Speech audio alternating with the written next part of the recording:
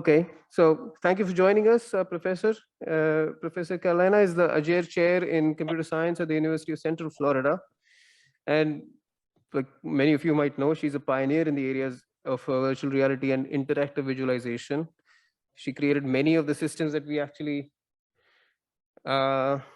use or consider to be now taking for granted in the world of extended reality. Prime example is the Cave VR system. She's been named one of the top 3 greatest women visionaries in virtual reality and one of the top innovators as well. So we thank her for joining us all the way from Florida today. Please welcome Professor Carolina Cruz-Neira. All right. Well, thank you for having me there in your morning in Japan and my evening here in the United States. And I'm sorry I wasn't able to be there. I was looking forward to meet everybody in person. But I thought since I'm the first speaker of the day, I was gonna give a talk a little bit, perhaps to inspire conversations for those of you that are in person, and hopefully some other kinds of exchange for those of us that are remote. So when I talk about XR, it's very important for me that we all understand that we have to think with almost this mentality of no one size fits all.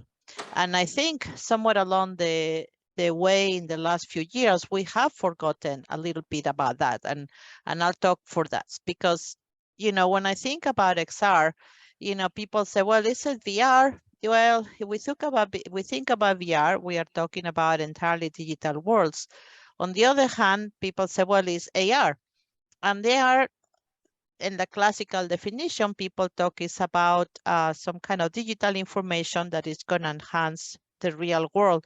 For me, when I think about XR, I really think about almost a gradient or a spectrum that goes from VR to AR, back and forth, because really is what we are trying, that kind of experience that we're trying to give to our users.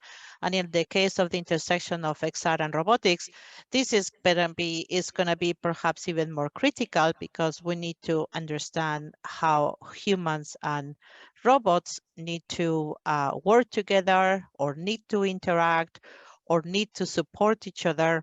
And in some cases, we might need to put the humans fully isolated from reality in an immersive space.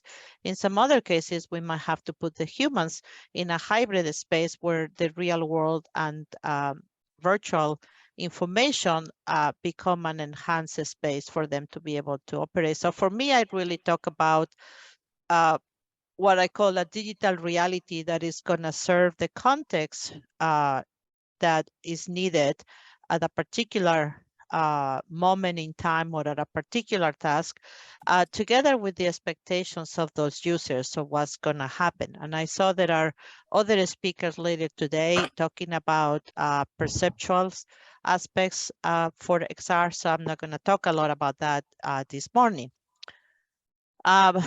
When we look at the world of XR today, I think this picture is very representative of what we all see.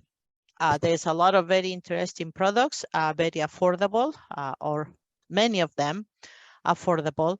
But if we really look at it, there are all these products down here that are that some of us might be familiar with. So what's the difference? Well, the difference is actually a 30-year difference.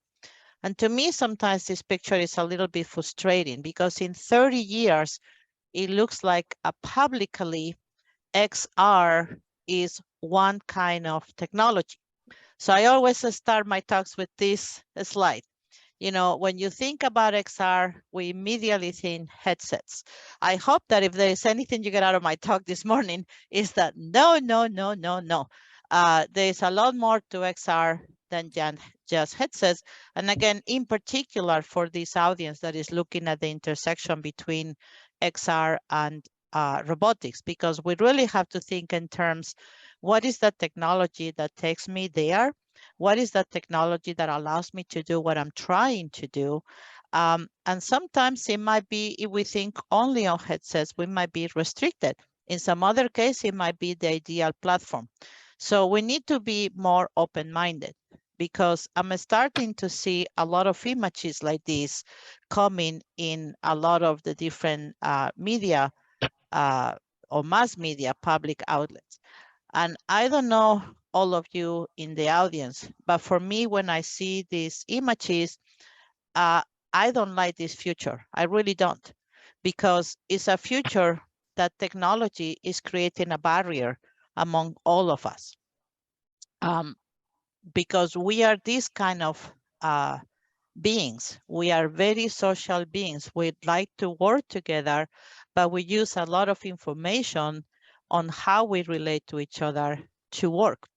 So we really have to think about that. And this made me thought this morning, I was thinking back, okay, what happened to me when I saw VR for first time? For me, it was 1991.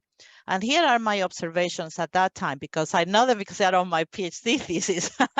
So for example, the first thing that came to my mind is, hey, VR is a one-person system to some extent. And I know we are doing collaborative applications, of course, and we have avatars and all that kind of thing. But to some extent, you still feel very alone in the virtual space. Another thing that I thought when I was experienced this was that I didn't feel that I was myself anymore, because there were virtual body representations, my hands, my legs, and some other thing, but they were not mine. They were these things that were floating in the air in front of me, but it wasn't really me. So I didn't really, I felt almost like a floating soul in the virtual space. Another thing that was a little bit annoying is to me was like it gave me the impression, or obviously was after I took my headset, because my first experience was with headsets, of course. I was like, nobody really knows what I'm doing, where I am, what I'm seeing. So I'm almost a little bit inhibited to almost move around here, because I might look very stupid for those of them that are looking at me while I'm doing this thing. I also wasn't sure where was I in the real space, and I was trying to remember where the furniture was and where the cables were, so I could move around without tripping and falling.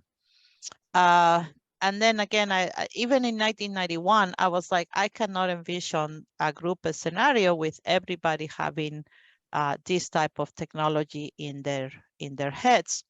And of course, there were all these issues related to cyber sickness, and how somewhat not very comfortable it was, and all those kinds of things. So that was 1991. So we're talking like 31 years ago. And sometimes I feel kind of like, how much past this have we done in 30 years? We've done a lot in the field, and there's been a tremendous amount of success, a tremendous amount of progress. But I think these fundamental observations or questions, to some extent, they are all still here. So to me, that's what motivated me to do a PhD, because I was very interested on how do we bring our social interaction into XR, because, just as a little bit of refresher from from our high school, courses, for example, we are very social animals, and the aspect that makes us this social, many of that comes from the different facial expressions that we can have, um, how many body language type of communications we do. The tone of our voices also impact our social interaction, even things like our personal space or boundaries that we like to have around ourselves. And even beyond that, our own individual personalities, which culture we come from, what is comfortable for me might not be as comfortable for you. But if I'm uncomfortable, I cannot be very social. So I was looking at all that, then that's in a sense how I came up with the concept of the cave. I wanted to do VR, but in a way that it would maintain the social interaction, that social space that we like as humans. I'm hoping the video is coming through. You can see there are two people having a very comfortable conversation. Both of them are present with each other. They are present in the virtual space. They are, just this is an architectural design for a zoo, a project that we did a few years ago, and they're having this conversation. Something is coming up. They have a question. They are inviting somebody else. Hey, come in. We got a question. And as casually as we do in real world, and as easy and fast joining the conversation, the person comes into the system. So that was sort of my motivation when I did the cave. So what it was interesting for me is when I did this, this application is from a few years ago, but the cave was done in 1992. It really immediately took off very, very quickly in industry. Until that point, XR had not impacted industry. But once the cave was commercially available, suddenly lots and lots and lots of industry went into it.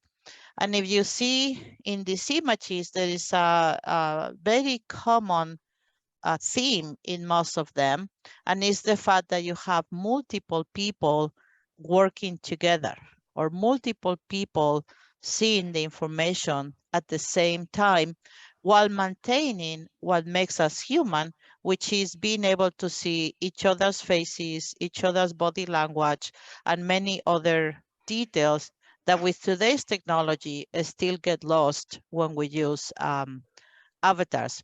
So to some extent, I made a life career of trying to understand all these things and trying to figure out, what is the right XR in which domain. So I done extensive work on that, but as I have done with that, these things still bug me, because any media that you open today, this is what we are representing as the field.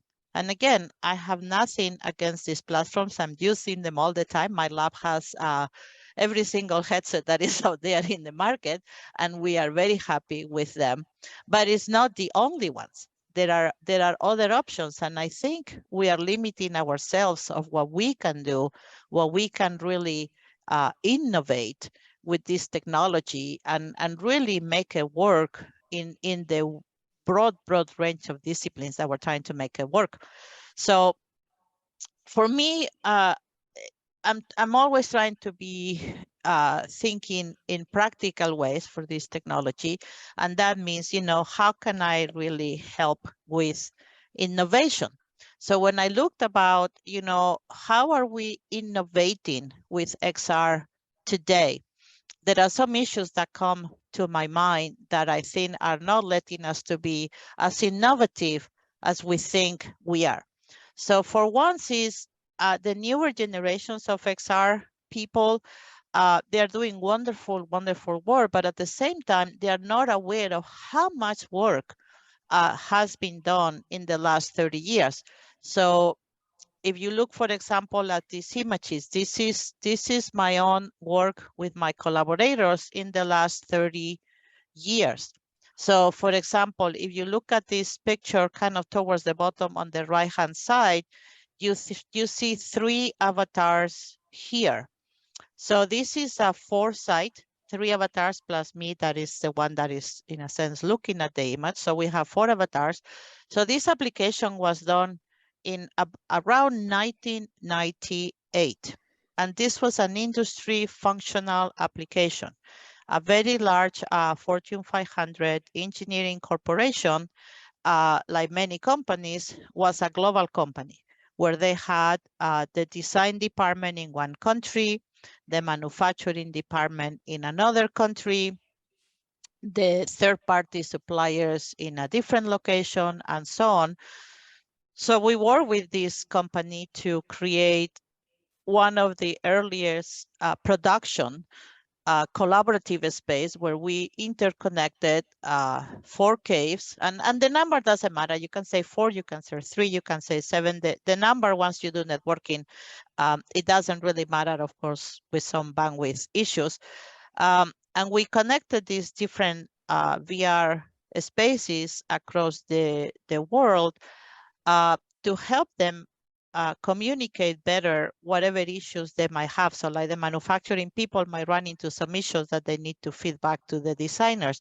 The designers might have done some improvement based on customer feedback that needed to go back to the manufacturers. Some third-party supplier didn't have a particular part, but had an equivalent part, and it had to show the both to engineer and manufacturing groups whether or not this equivalent part will work in the current manufacturing process. This application, like I said, was done around 1997, 1998, and it was used consistently for several years until a newer version was deployed. Again, we talk about these kinds of applications today as the next frontier. However, those kinds of applications, industry has been using them, for over 25 years, perhaps in a quiet manner because it's competitive information. They don't want this to go to the, let's say, in the press.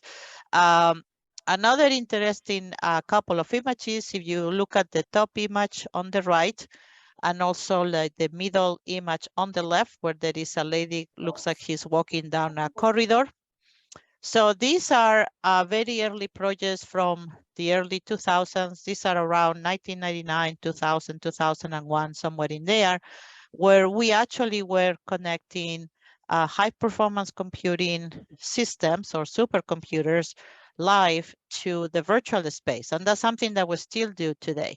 So we have hundreds of thousands of CPUs or GPUs solving in real time some complex numerical model, and having the scientists or the engineers see that high performance computing problem being solved visually in real time. So that gives them a much dynamic and to some extent efficient manner to make these decisions, to look at alternative designs, to understand problems. So we use, again, XR as that front end for those computational things. And again, I'm still talking 20 years ago. There's all kinds of things that are happening that, again, we don't seem as a community to either remember or even think about looking that far back in time. Same thing on the arts. These are some examples of other applications that we've done in XR in the past. So things for this picture here on the right, these are virtual reality enhanced or AR enhanced dance performances. The picture on the bottom middle, this is a project with the country of Oman, where we were doing some experimental augmented reality. So you could go to a hill and look at an archaeological site, and then using cell phone based AR, you could see superimposed on the archaeological site how the site looked originally thousands of years back into the past. Another thing very interesting that, again, we don't think about, you look at the pictures on the top, this is the famous cathedral in Italy. We've been doing very hyper-realistic or photorealistic VR as well for many, many years. But again, now is something that we are all talking another aspects of the next frontier. So it is the next frontier in the sense that we need to make it less complicated. We need to make it more accessible, but it's not the next frontier in the sense that we have never done it before. I mean, all these images here were some of them were real-time ray traced. And again, I'm talking late 1990s, early 2000s. Now, to do this in real time, we were using a humongous supercomputer with thousands and thousands and thousands of no GPUs, CPUs. So we actually had to write all the graphics rendering very low level. But there is a lot of lessons learned from all this body of work that myself and many others like myself have done throughout the years that we don't know much about. And I see a lot of almost repetitive effort today on doing things that we know work, or we know they don't work. And the innovation is not so much on doing that thing. The innovation is how do we move this thing that we know can be done, we learn is a good thing that could be done. So how we can make this perhaps more mainstream, how we can make this with a broader adoption. How do we now take it to the next level and really understand the intersection between the machine and the human, so we can make it more effective? So that's some of the thoughts that I have. The other thought that I feel sometimes is that the market is not really looking and how to innovate, is really looking at, I'm going to make my company real fast. I'm going to go IPO. I'm going to be a billionaire overnight. And then whatever happens next, maybe happens next. And I don't mean this in a negative way, because I think that kind of pressure really pushes sometimes the limits. But at the same time, in the world of XR, we are really very focused on one kind of platform. And we are going into this one size VR or one size XR model. And I really think that in order to be long-term successful and really innovate, we really need to move away from this one size VR model. We really need to see, okay, what kind of VR AR, what kind of XR makes sense for this particular project, this particular task, this particular environment where our users might be located. Another thought is we need to keep the social interactions. These are some XR applications that I absolutely love. I have a video. This is, I don't know how many of you know about this project. It's called the Lockheed Martin Mars Experience. So Lockheed Martin a few years ago sponsored this project. I did not work on it. It's somebody else, another group worked on it, but it's one of my most favorite projects in XR out there, where they instrumented the bus with transparent 4K displays. And as the bus is driving around a real city, the kids inside, they go on a field trip to Mars in the bus. So you can see in this video, and I hope that the distance between the US and Japan gives you some idea of this video. The kids are maintaining the typical social interaction that they will have on the bus on a field trip, but they are driving through Mars. So to me, this is an excellent example how you bring a large group of people, use XR to give them an educational experience, but still maintaining the social dynamics that we need, especially in the educational arena. Another thing that we don't think about too much is how do we get in and out of these environments?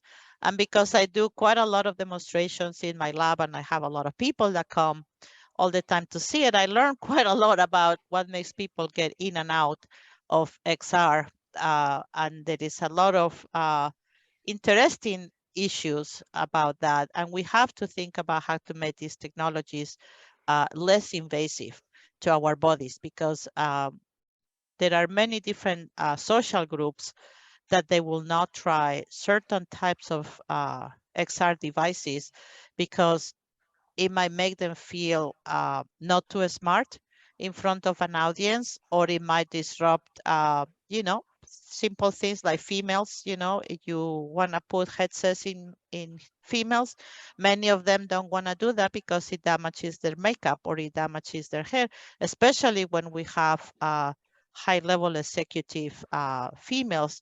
That's a recurring theme. When in the males is different, and this is anecdotal, I haven't done any real human studies on this, but the males is more a sense of perception of power. If you put them on a display that they feel uncomfortable, that they feel they are not going to be able to handle it, they will not wear it, because it might show that it might give the perception that they are weak, that they cannot hold sort of their powerful figure and handle the technology. So we deal with a lot of that on a daily basis in my lab. Of course, how to keep people focused and paying attention to the kinds of things that you want them to pay attention is another aspect that I think there's a lot of room to be innovative. Uh, we've done some research on that, and I think there's quite a lot of people in our groups, our research communities that are looking into this.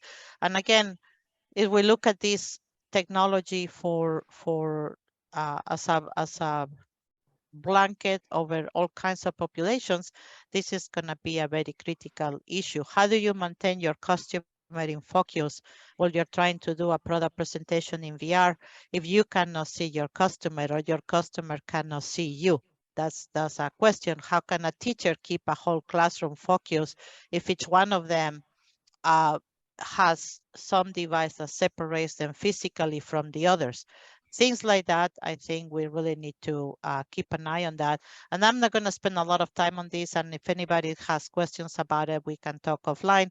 But the other thing that we don't see much in the current markets is, all the issues that had to do with operations, maintenance, even financials, logistics. There's a lot of issues there that sometimes we don't realize that for deployment, for people that is not like us researchers, these are not very easy things to do, as well as things like how long can somebody stay into these environments without having any kind of potential effects, you know, and there is a lot of discussions, we know that, about content and content development tools and platforms, which are not quite there yet.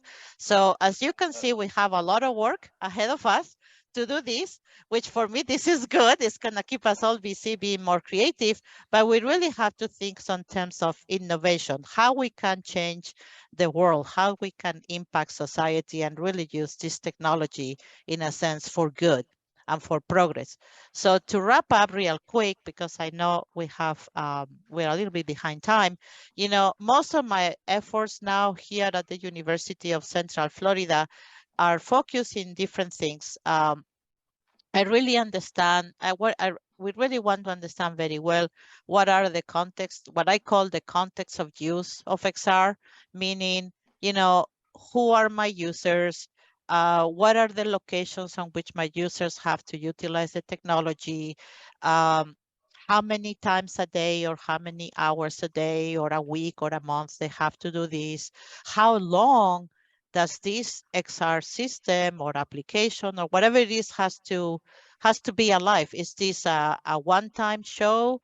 Is this something that we need to make sure is going to work for the next 5 years? Is this generation one that we need to make sure we leave enough hooks so this can evolve over time and mature? All kinds of things, of course, budgetary issues, many other things like that. I'm also interested and doing work on how do we really bring the social interaction and teamwork into XR. And when I talk about teamwork, it's both human to human teamwork as well as human to robot teamwork as well. And again, it's all focused in really how do we continue building new technologies, both hardware and software, to support innovation. Most of this right now, I'm doing it in the context of digital twins at a very, very large and very broad definition as well. So you might have here some news about what's going on in digital twins here at UCF. So XR is one of the driving forces for digital twins nowadays, because we need always a visual front end and an interactive front end to digital twins. So that's part of the work that we are working on.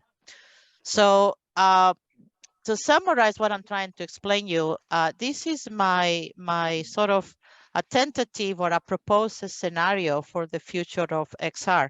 So we have a single application that is an application, in this case, related to healthcare and anatomical understanding. So the same application, here we have 6 different contexts of use. So that application is gonna, in a sense, adapt itself to the context of use, and it's gonna be presented to the users in different XR modalities or flavors or sizes depending on what the users are trying to do. So on the top left, we have a classroom environment. Somebody's trying to explain maybe some basic principles in anatomy. So the application is in some kind of projection-based or large panel display form where the instructor can guide the lesson. But maybe on the top middle, now it's time for the students to get their hands on the body, the equivalent to a cadaver dissection lab. Well, maybe now I get into a VR platform where I have my expert anatomist and is doing some dissection and is telling me about some specific anatomical features, and the students are actually kind of, in a sense, looking over the shoulder.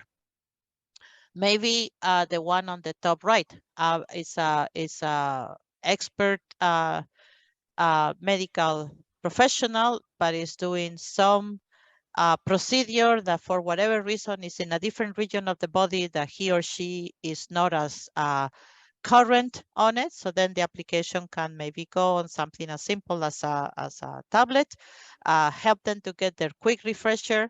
Oh yeah, I remember now, blah, blah, blah. And they go fast. You can have something like the one in the middle. Some medical students might be doing some review together in the dorms. Over here, in this case, we're using AR through HoloLenses, so they can do the review. On the bottom right, you have some surgeons looking at the body, getting ready for a procedure, getting ready for the diagnosis, maybe utilizing it as a practice for some new technique that they are trying to develop. And the one on the bottom left is something that we've been working with one of the hospitals here, which is using the same platform to help the doctors to have a little better bedside manners and actually look at the patients and not look at the screen and give the patients their back. All this is the same application, but it's just being presented in a different way depending on who the users are, what they are supposed to do, and again, all the different things they might have to do. So to wrap up, this is my vision for XR. It's a very rich landscape with a lot of different technologies supporting what we can do with the technology, and really a lot of work still ahead of us to do. So with that, I'm gonna wrap up here, and I don't know if there are any questions or comments. Thank you, Professor Neira. I think some of the points that you mentioned about us as new researchers being aware of what has gone on in history, and the second point, like you said, the main takeaway about XR not being a one size fits all. So these very interesting points that you raised. In the interest of time, I'd like to move on to the next speaker already. If you have any questions in the audience here or online, please get in touch with Professor Neira, or you can post them to us and we can also facilitate that. Thank you, Professor Neira, again. Yeah, thank you very much, Nikhil, and enjoy the rest of the event. I'm a mom, so I gotta go home and give my children dinner. I wish I could join. We appreciate it. Thank you, Professor Neira. Thank you very much. Bye, everybody. Bye.